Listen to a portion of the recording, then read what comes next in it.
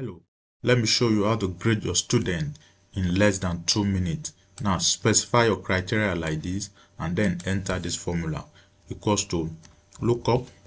Now for our lookup value, these are lookup value, press the comma, and then for lookup vector, select this array as a lookup vector, F4 to fix, and then comma, and then select this array as a result vector, F4 to fix, and then press enter, and then double click to apply down, and then in this column enter this formula equals to lookup.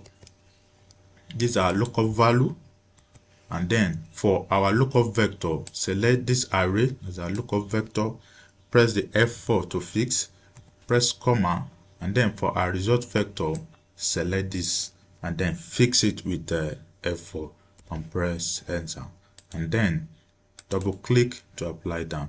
You see that in less than 2 minutes I have graded more than 2,000 students. So likes and follow for daily tips.